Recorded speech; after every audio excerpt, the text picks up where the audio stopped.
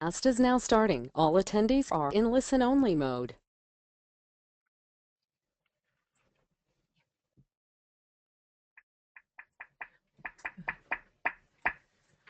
Welcome to our webinar in our continuing series on career and self-improvement webinars. My name is Carrie Keller, and I am the graduate assistant here in the William Patterson Alumni Office. Before I introduce our presenter, I'd like to go over how this webinar will work. First of all, you will be able to view the presentation on your computer screen. You will also be able to hear the presentation through your computer's audio system. Please feel free to ask questions by typing them in. We will be monitoring your questions and stop occasionally to answer all of these. Any questions not answered in today's webinar will be addressed after the webinar is completed, and all attendees will receive the questions and answers along with a certificate of completion after the webinar is done. And now I'd like to introduce today's speaker. Victoria Nada is the Associate Director for Employer Relations here at William Patterson University. Victoria has 15 years of experience in higher education, career services, internships, and recruiting partnerships. She specializes in employer relations, networking events, building internship programs, and developing job opportunities. In today's webinar, Victoria will be showing you how to put together the perfect resume, one that will get the job or at least get your foot in the door. And now, without further ado, I'd like to introduce Victoria, presenting Resume Bootcamp. Thank you, Carrie, and welcome everybody to the call. I think we have a nice diverse audience on the call today with alumni and seniors that are going to be graduating in May. So welcome to all of you. I just want to let you know that as we go along, if you have specific questions, please go ahead and type them in, and I will stop periodically along the way to answer them.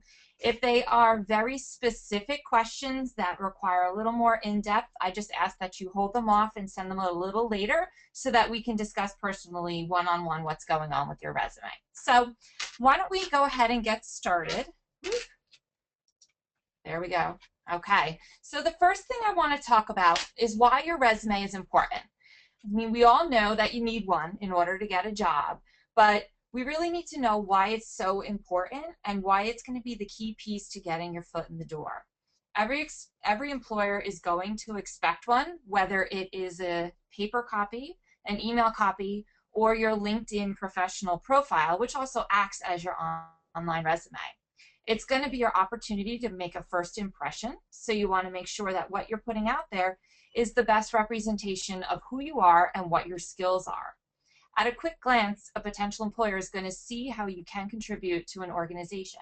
And I'll tell you, I was just recently at a meeting with an employer who said that she gives each resume approximately 5 seconds when she first receives it to determine whether or not this is the candidate that she's going to take a further look at. So really, we want to make sure that your resumes are outstanding and that the most important pieces are going to catch the employer's attention from the get-go and within those first 5 seconds.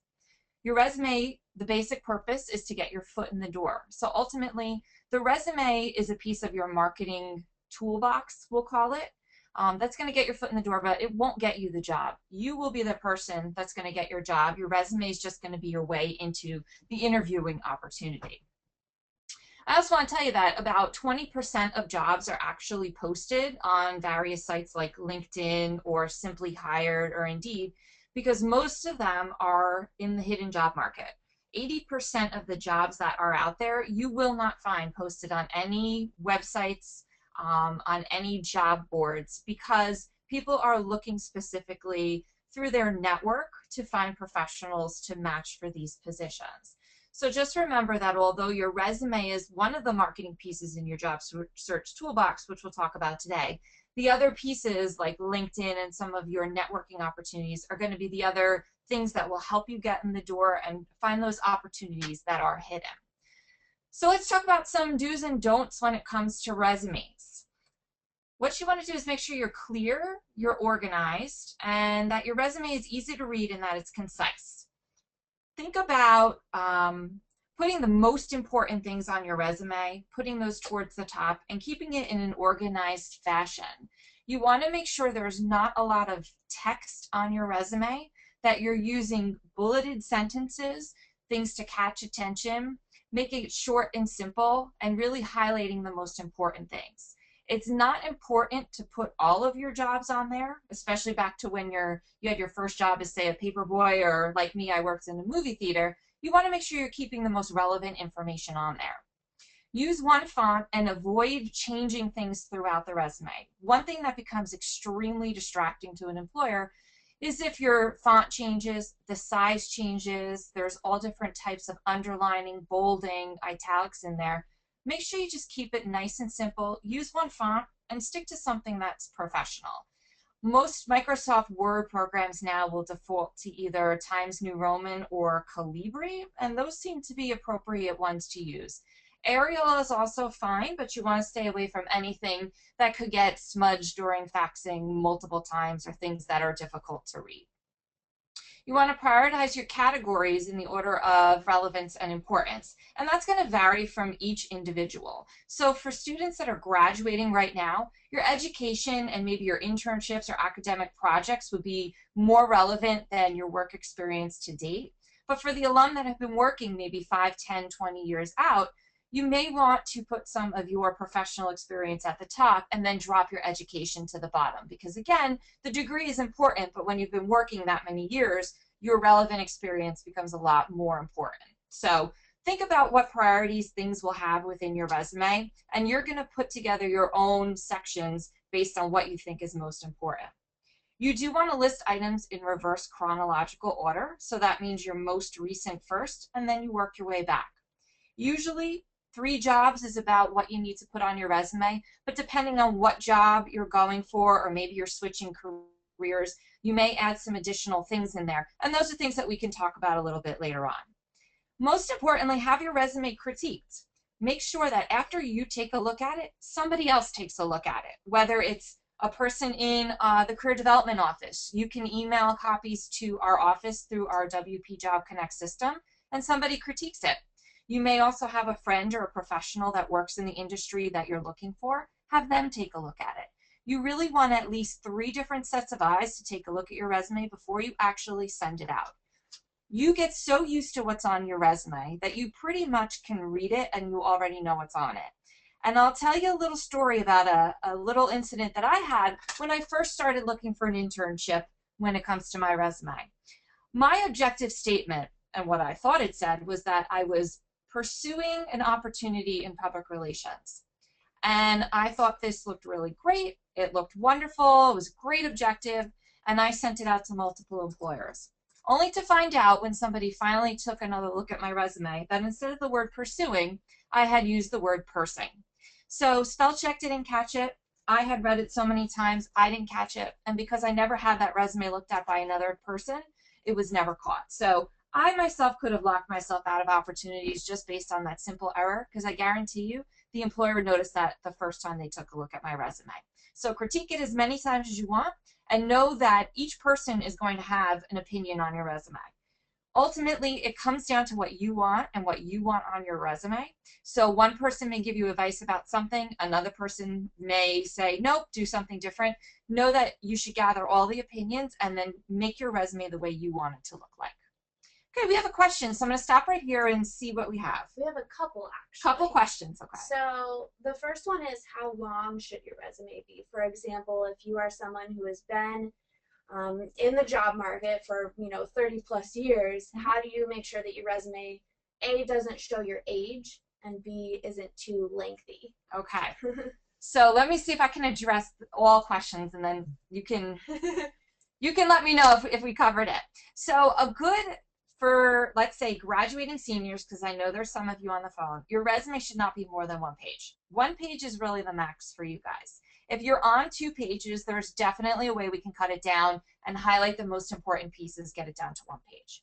For folks who have been in their industry for quite some time, resumes that go on to 2 pages are acceptable, but when you start hitting 3 pages, unless you are in higher education, you are a professor, or you have multiple publications that you need to list, your resume should never be on 3 pages.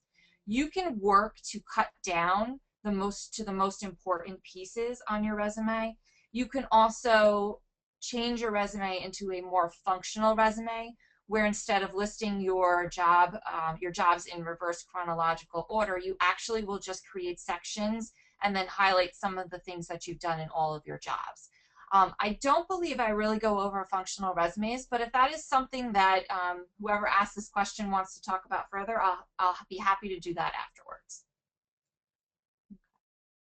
Okay, and so how should someone write that they were promoted in their company or given a different title? Do they write it in the description or make a new line? So you wouldn't actually write promoted to next job, because when you're listing your job titles underneath a company, you're going to have your most recent one first. So let's say, for example, you were an assistant store manager and you worked in that position for 5 years.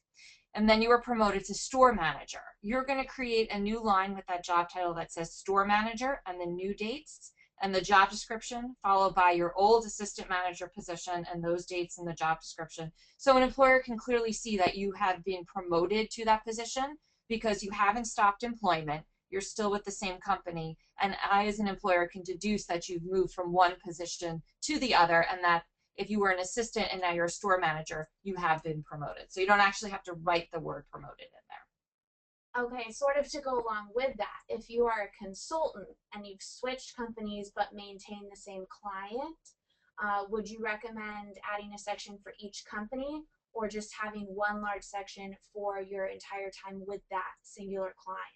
I would keep it just to the one section with the client, and then underneath in the bulleted section, you can include maybe the names of the companies that you were with while you were working with that client.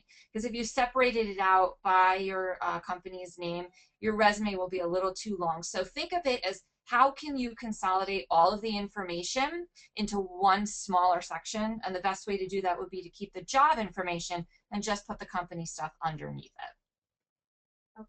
Thank you. We'll take a break from the questions. Okay, we're taking a break from the questions. So we'll go on to some don'ts on your resume. And one of the most important things to remember about your resume is that it is about you. This document is everything that you've done. So we know that it's all about you. You don't need to use personal pronouns like I, me, or my throughout the resume. So if you've got them in there, you can simply take it out of the sentence and it will sound exactly the same. You do not want to include your whole life story in there. As I mentioned, nobody is really interested in when I was a popcorn girl at the movie theater. They're more interested in what I've done now and what's relevant to my job title right now. So include what's relevant, but don't include your whole life story, unless, of course, you're moving into a career where you need to go back to some information that you've done in the past. References should not actually be on the resume itself. You'll want to include that in a separate page. And that should really include 3 references: a professional, a personal, maybe a professor, somebody that's going to give you good references that an employer can contact. But you don't need to put that on your resume, nor do you need to put references available upon request. That's something that is inferred right now, and you don't need to keep on there anymore. Don't include any photographs or salary requirements on your resume. And I know that might sound funny because, you know, many of us are not putting a photograph on our resume.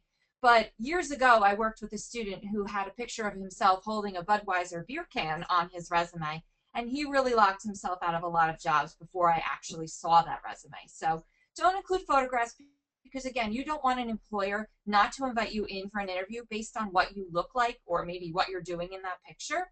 So keep it off of a resume. Same thing for salary requirements. You don't want to tell an employer you need to have a minimum of X number of dollars and then lock yourself out of the door. On the flip side, I know there might be a question about the LinkedIn profile, which is your online resume. In that, you do include a photograph. That is one of the things that you will put on. You want to make sure that it is a professional photograph and that it's just a picture of your head against maybe a blank wall. And that's just basically to help your resume, your online presence, fall to the top of searches. So if a recruiter is out there, those profiles with pictures actually get bumped up to the top, whereas the ones without do not. So in that case, that you just want to make sure it's a professional picture. Don't include any personal information on your resume. I've seen some come through with birth dates or social security numbers or ages. It's not important. An employer does not need to know that information, and it should not base any of their decisions on that personal information. Okay, so before we get into the format of a resume, I've got a couple more questions that I'll address.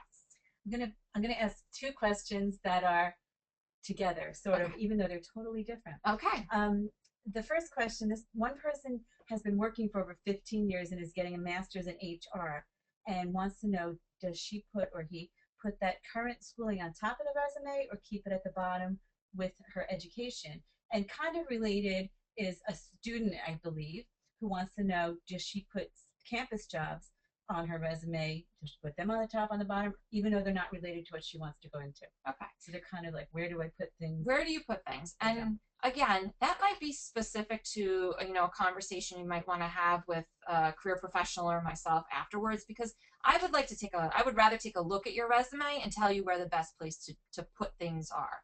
In the case of the professional that's going back for a degree in HR, if you're going to be applying to positions that are in human resources, your education should be a little bit further up on your resume so that they can see you're currently enrolled in classes towards a degree in HR, because that's what you're going to be applying to. However, if you have experience in HR, that becomes more important than the degree, so you'll want to bump that up to the top. Really depends on what you've done, what your experiences are, and where the best place is. So depending on your situation, they'll either be at the top or the bottom. For students, if you've had campus jobs, most likely those will fall, if you can see on the screen right now where the experience falls, that's about where it will be on your resume too. Even though it may not be related to whatever position you're going to be applying for, there are transferable skills that you get from your experiences here on campus. And it also shows that you're involved in activities on campus, that you can work and go to school on time. So depending on where you want it to fall, it could be above education or below. It really doesn't matter too much. But again, I would rather take a look to see what your experiences are and see how we can arrange it. And another question. Two quick ones. This one person only puts their name and phone number on top, no address. Do they have to put their address? So there's a couple reasons why people would do that. And say I live in New Jersey and I'm applying for a job in Arizona. I probably would keep my address information off, because an employer might look at that and say, why is this person in New Jersey applying to this position in Arizona? If I don't read your cover letter and see that you're planning on moving, I might not put you into the candidate pile of people to be interviewed. So in that case, great to keep your address off. However, if you're applying for a position that's local or something that's within driving distance, there's no reason you couldn't put your address information on there, because an employer might wonder why it has been left off. Is there another question before we move on? Someone wants to know who qualifies as a reference: coworkers, past clients, friends, etc. So all of the above, but be careful with friends. Because you want to make sure that that friend is going to be able to speak to your work ethic and your skills on the job. And sometimes your friends won't have that information, because an employer will say, have you ever worked with this person before? And if they haven't, they're not going to be able to give you a work reference. They'll be able to do a character reference, but really you want to pick people who can talk about your professional experience, your work skills, your work ethic. So stick to people who have been former supervisors, former coworkers, current coworkers, if you're comfortable with providing them, and any professors that you might have had if you're just graduating that can attest to maybe your work on academic projects or in the classroom. is it possible to ask one more? It is possible. On an application, this one person says they always ask the year you graduated high school so they can figure out your age. Do you have to answer that? Yes, it's important to put all of the information on an application. You never want to leave it blank, because then they'll wonder, did this person graduate high school? Why are they not including this information?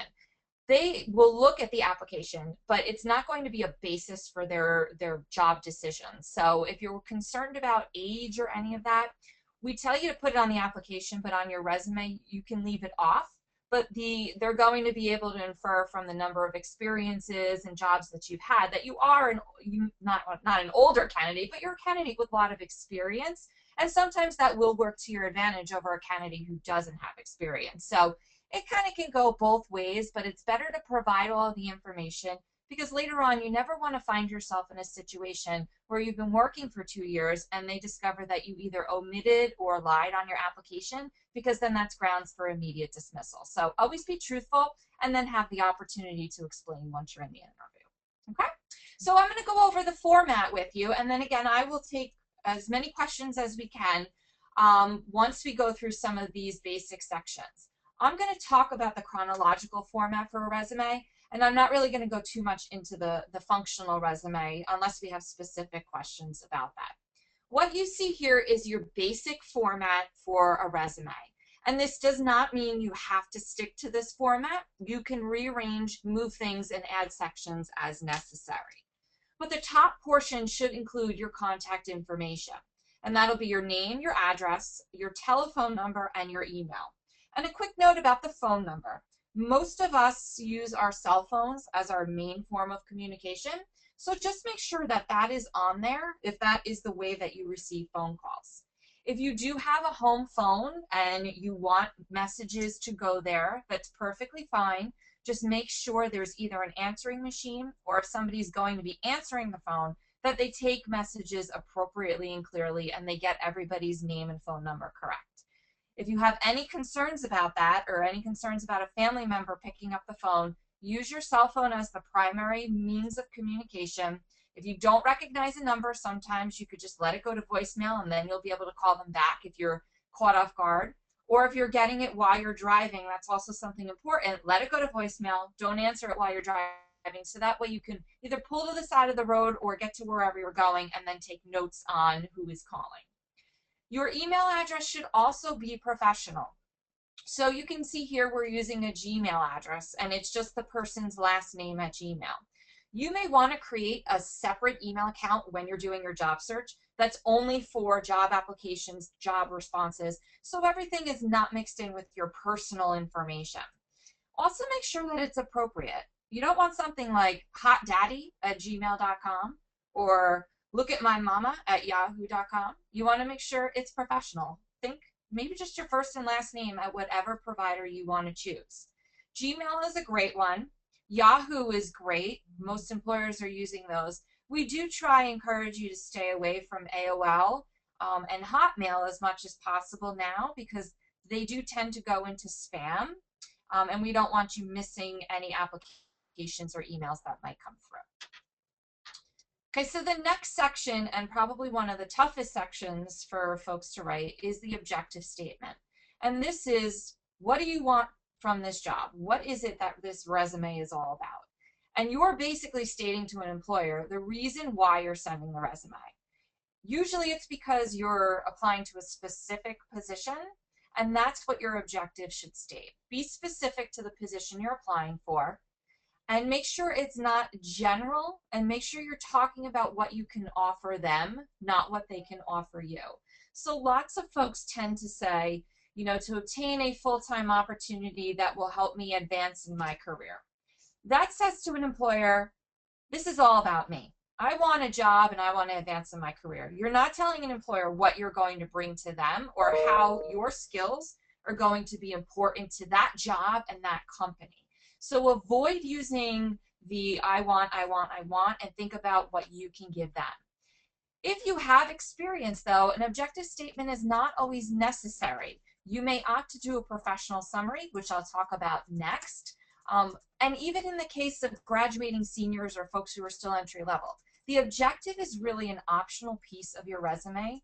We use it as something for the students or recent graduates who don't have a lot of job experience to date, or folks who are making career changes. We need to be able to explain why you're applying for a particular position. Because if you've been in HR and now you want to switch to finance, I as the employer need to know what your objective is by turning this resume in. So you can see right here you want to avoid something like to obtain a challenging position in a financial company, because it doesn't tell me anything about what you're looking to do. A challenging position, well, I think that could be, you know, working with an abacus or being an actuary. It doesn't tell me a whole lot, and I don't know what financial company you're applying to. So do something a little more targeted, like to obtain a supervisory position in a financial setting that will utilize problem-solving skills and leadership experience. You're telling me you've got problem-solving skills and some leadership experience, and I'll see that throughout your resume. You can even be more specific by inserting the position title and the company name and really targeting that resume to a specific employer. They like to see that. They like to see you're applying for a specific position and that you took the time to tailor your resume to their specific opportunity. The professional summary, on the other hand, is used for job seekers with over 5 to 10 years of experience and should be used in the case of an objective. You want to highlight your important skills, your qualifications, achievements that are related to the position you're applying to, how many years of experience you've had in the field, how many years of experience you've had with a related skill. Anything that you want to use in that new job, and remember, it's all about what you can offer them, and those are the areas that you want to highlight. Include about 3 to 5 bulleted items that's going to immediately catch the attention of the recruiter, because again, you have about 5 to 10 seconds to catch attention, so you want to make sure that what's at the top is really the most important pieces of your job toolkit and your skills. And what I've included here is just some bullet points of things that you might be able to use, 8 years of project management and team lead experience, 9 years of consulting experience, if you've implemented, if you've led a team, if you've rolled out something. Those are all things that you'll want to highlight, and you want to make sure that they tie into the job that you're applying for. Okay? So I'm going to talk about education next. It might not be the next thing on your resume.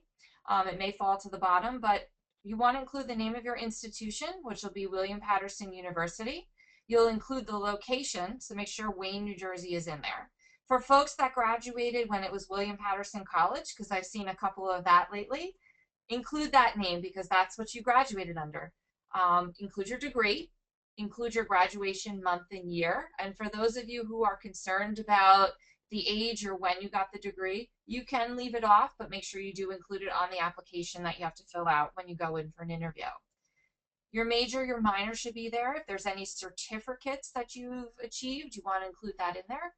And then GPA, if you've had a 3.0 or above and you want to include it on there, that's perfectly fine. This is more geared towards the recent graduates that are coming out. Anything below a 3.0 you want to keep off of your resume. Once you're an alum and you're out working in the field for quite some time, your GPA does not become important anymore, and you can really drop it off of your resume. The important thing is that you have your degree, and you have a degree that's in a related field or a place that you can get transferable skills. So the experience section is probably going to be one of the most important sections for everybody. Job-related experience, or what you would consider, I've had campus jobs, I've had off-campus jobs, but they're not related. All the experiences that you've had have been important because there are transferable skills you will get in each of these positions, and that will be necessary for any job you go to. The experience section is really set up the same way as your education section, with the name of the company you've worked for, the city and the state. You'll include your job title and the dates that you were employed. If you were promoted or you had multiple jobs within the same company, you'll list your most recent first and then again work your way back. Bullet point where possible, because it's very easy to read a quick bulleted point than a long paragraph. So the way we've set it up here is there's about 3 bullets, and you talk about what you've done in those positions. Think about what are the most important things that you've done. So as a public relations specialist, I probably, made phone calls. I probably, made public relations clippings. I might have done, some basic written work. But I'm thinking, what's the most important piece of my job? What makes me stand out from other applicants? And those are the things that you're going to want to list. Quantify wherever possible and always begin with an action verb. So you don't want to include things like responsibilities included or duties included. Start with active verbs that will make an impact. Wrote, disseminated, planned, facilitated, developed. Those are all eye-catching verbs, and those are things that an employer will quickly hone in on. Always start with the verb, quantify where possible. You can see 5 newsletters, 3 media advisories, 10 news releases. Those are things that you want to highlight in there. If you've trained people and along the way you've probably had an opportunity to do so, make that quantifiable. How many people did you train? You know, was it 2? Was it 200? How responsible were you for developing the training programs? Did you have a team that you oversaw?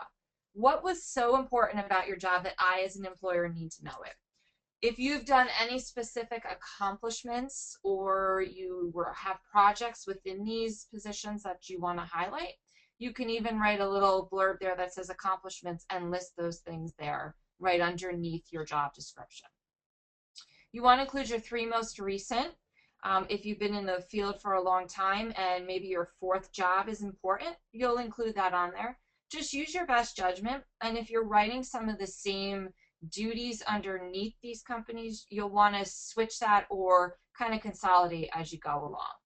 If you have volunteer experience, particularly for those students who are going to be graduating in May, you may want to include a separate section about the volunteer experiences you've had. You set it up exactly the same way, and you'll probably have it towards the bottom of your resume. So we have a question. So we're going to stop for questions. Yes. If your current job does not know that you are planning to leave, what do you tell a prospective employer?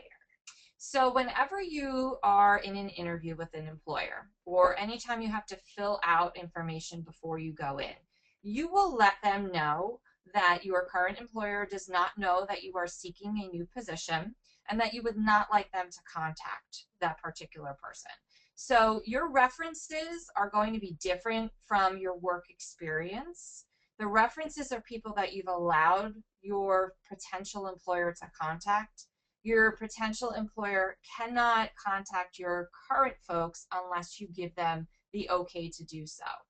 And even then, when you okay them to contact your current employer or any previous employers, they're only contacting them to verify that you indeed work there and what your dates of employment were. They can't give any other information unless you've allowed them and authorized them to do so.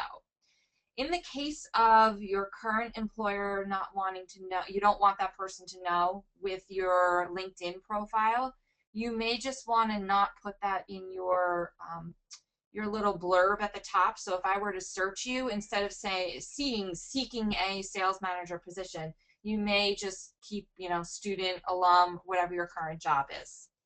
Okay. We have another person who is actually returning to the workforce after over 10 years. Should she mention her volunteer work during this time in the experience section? Absolutely. Anything that you've done during your time away from work is important because it shows that even though you may have been away from work for 10 years, you were still active, say, in your community or in things that were extremely important to you. And you worked with maybe clients, you worked with people, you had to work in teams. So you still got experience during those 10 years that you were out of the workforce. And those are all things that you can easily take with you back to a job one day. All right, so no more questions for the moment. We're going to talk about how you break down the skill within the job descriptions and how you really focus this on more important accomplishments instead of just duties. So I've picked a position as a sales manager at Gap to focus on because a lot of us have had that retail experience sometime throughout our career, and this is an easy one to demonstrate how you can take something that looks pretty basic and how do I make this into something that will catch the attention of an employer. So the first bullet, in charge of associates, that's basically telling me that you were a supervisor or you had a team of people responsible for you, but it doesn't tell me a whole lot. So a way that we develop that is to talk about the number of folks that you were supervising along with their responsibilities. So it turns into supervised a team of 6 associates responsible for store inventory, merchandising, and display organization. That will tell the employer a lot more about what not only your team was responsible for, but what ultimately you were responsible for doing and what skills you were getting from that experience. Closed register doesn't tell me a whole lot, but if you say managed closing of registers tallying daily sales of $17,000 plus, That shows that you're working with a lot of money. You're probably dealing with a lot of cash and credit transactions.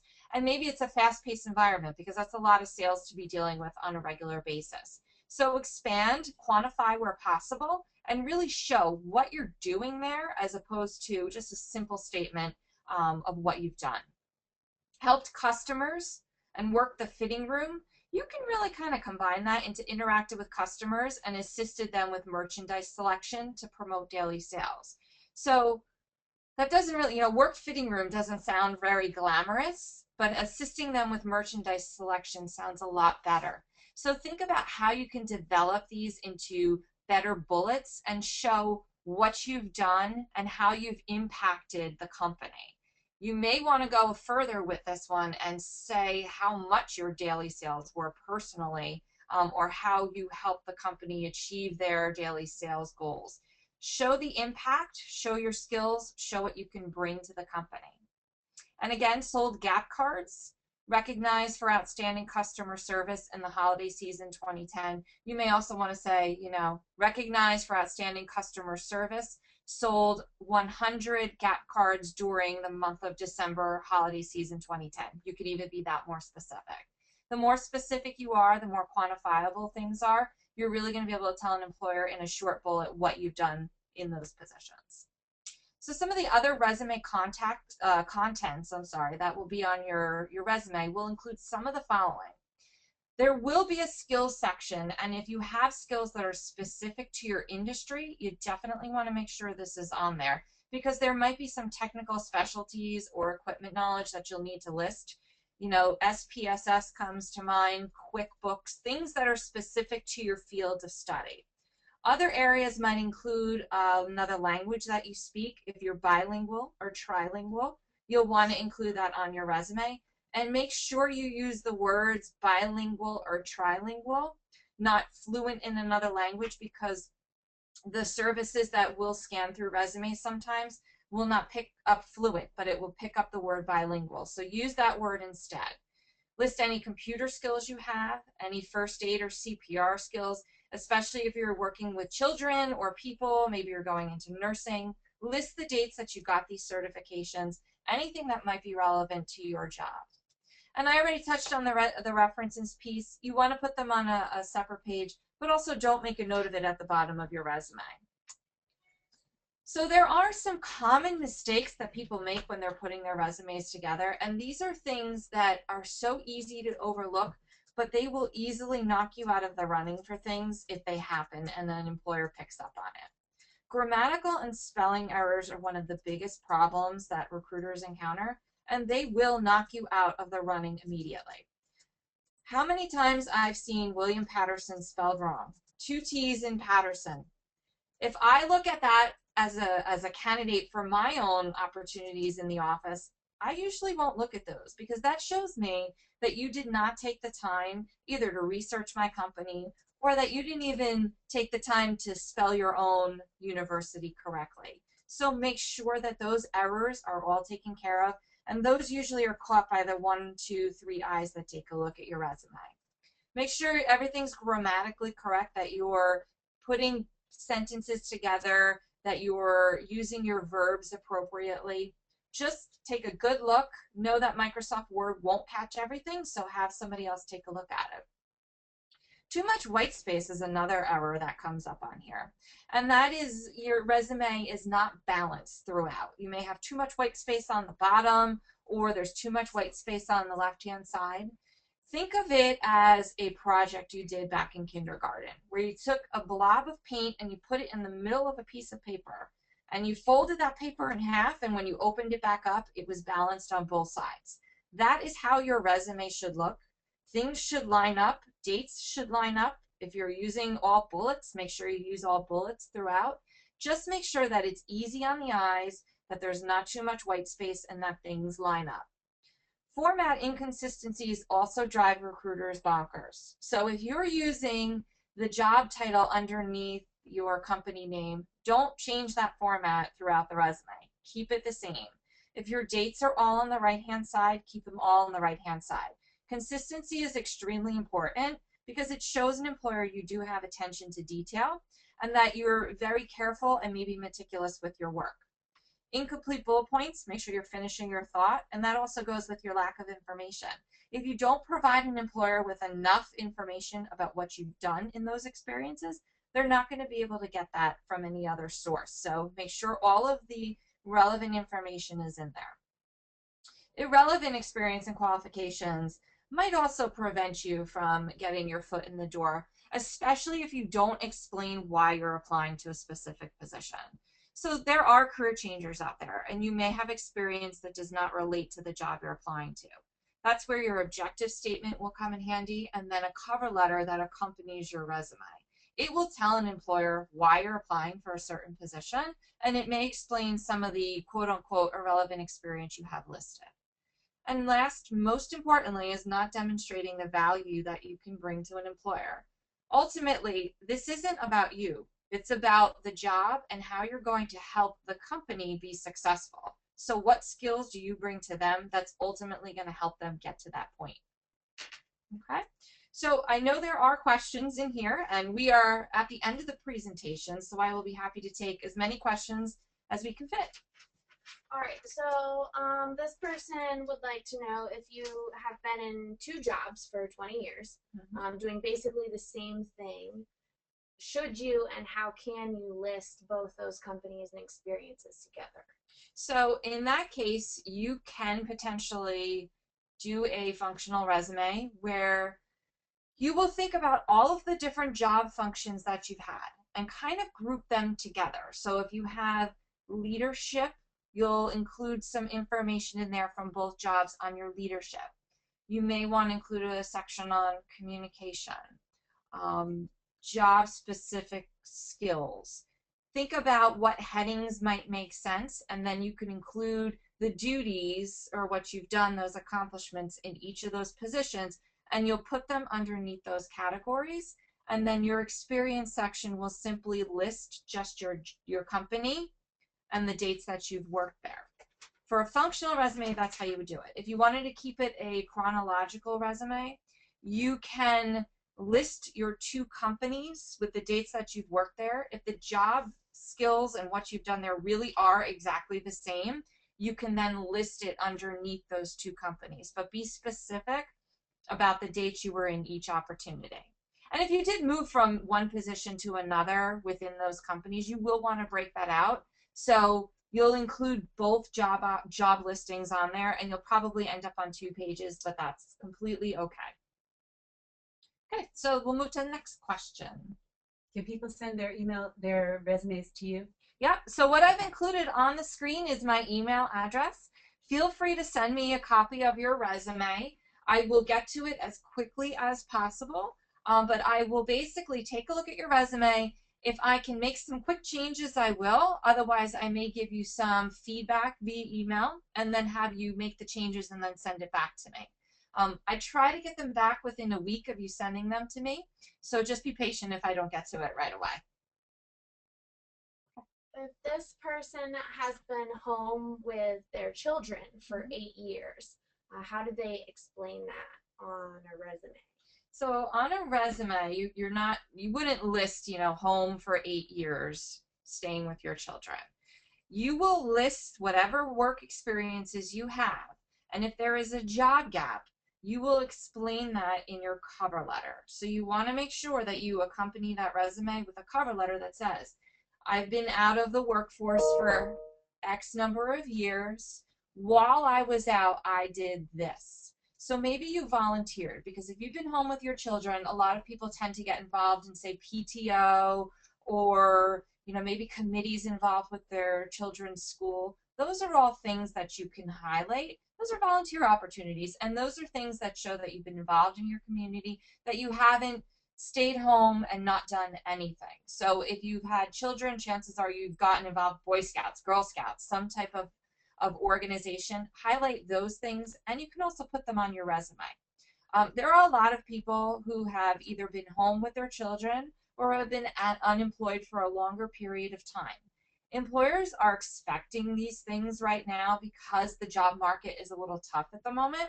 So if you've had job gaps, as long as you're able to explain them and explain how you're ready to come back into the workforce and what skills you have, it's not going to impact you in a negative way, as long as you're able to talk appropriately about those job gaps. I just want to ask this one. Yep. This person wants to know if they can add this webinar certificate to their resume. And I'm kind of a believer, like anything you do to improve yourself, you could put, you attended this webinar or this seminar or this. What do you think? Absolutely. This can go under professional development, because everybody needs, information on their resume. This is great. This is a wonderful thing to include on there. Graduating seniors, most of you are encouraged to put any professional development or workshops, conferences that you've attended. That section normally will be at the bottom of your resume, but it shows that you're taking an initiative to go and better yourself in a certain area. Most professions will encourage folks to attend professional development or seminars within their field so they stay current with things that are happening in the world. Resumes have changed over the years, so this is an indication that you are staying current with how things are changing. Resumes potentially could go completely online in 5 to 10 years. We don't know what's going to happen. So as we change and we go through, maybe 5 years when things are all on LinkedIn, you'll take another webinar, you'll put that on. It just shows you're staying current. For students, it is really important, especially if if you're in the business school and you've attended any of your professional enrichment classes, those are great things to put on.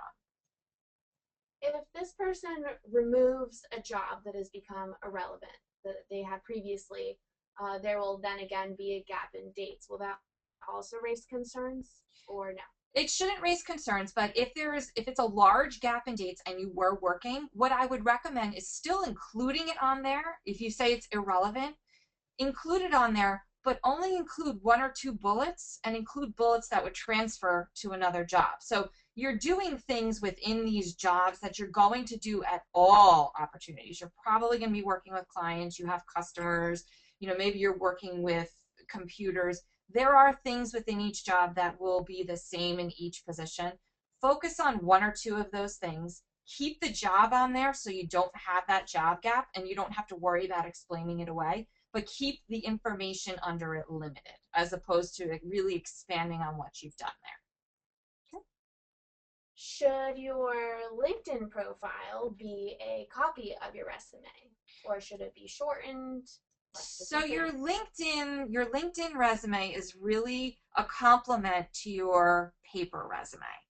You are going to include your jobs and your accomplishments on the LinkedIn profile, but it's also an opportunity for you to really enhance what you're putting on that paper and demonstrate the duties and the accomplishments that you have. So what I'm trying to say is, if you're in a job and you are responsible for putting together projects, presentations, packages for clients, and these are things that you can share with the public, those are things you'll put on your LinkedIn profile attached to your jobs. So rather than me as the recruiter looking at what your job duties were, I can then take a look at the projects that you've done. It becomes your online portfolio.